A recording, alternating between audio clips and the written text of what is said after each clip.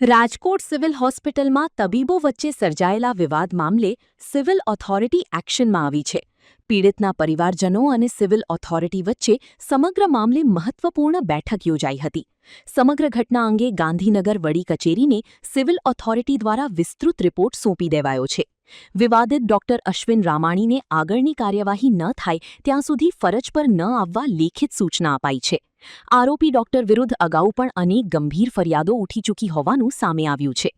આવતીકાલ સવાર સુધીમાં ગાંધીનગરથી ડોક્ટર સામે બદલી કે સસ્પેન્શનના કડક આદેશો થવાની શક્યતા છે. ડીન સર અને સુપ્રિન્ટ મેડમની અધ્યક્ષતામાં જે રેસિડેન્ટ અને તબીબ અધિકારી વચ્ચે જે બનાવ બન્યો છે એમના ગહન ચર્ચા થઈ છે.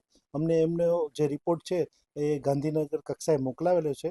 ત્યાંથી આગળની કાર્યવાહી માટે ભલામણ પણ કરેલી છે અને ત્યાંથી રિપોર્ટ આવીએ અમે આગળની જાણ કરીશું.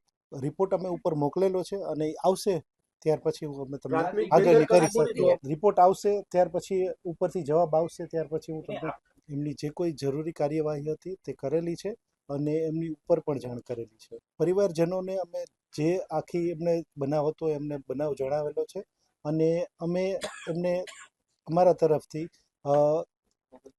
ગેરંટી આપેલી છે કે ભાઈ આ બાબતે અમે કોઈ પણ પગલાં લેવામાં પાછા નહીં પડી અને અમે જે કંઈ અમારાથી બેસ્ટ થઈ શકતું હશે એવું અમે કરશું.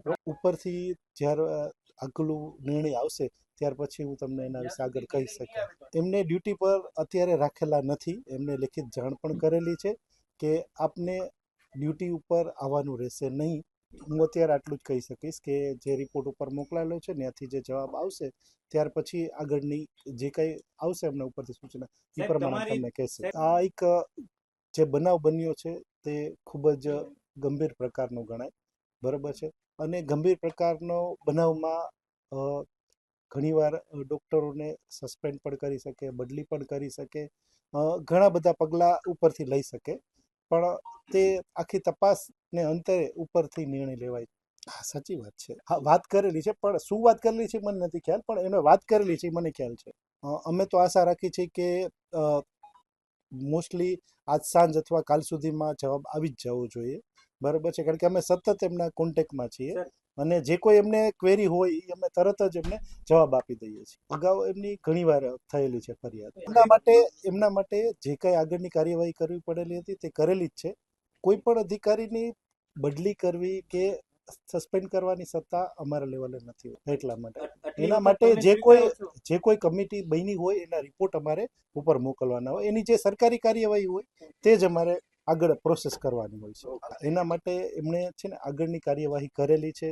કમિટી બનાવી એમના જે નિર્ણય હતા અમે ઉપર લેવલે જાણ પણ કરેલા છે.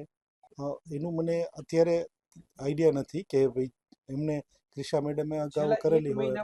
એના માટે જે કોઈ એની ફરિયાદ આવેલી છે એમની અમે તપાસ કરી અમને એમનો ડિટેલ રિપોર્ટ અમે ઉપલી કક્ષાએ મોકલેલો છે.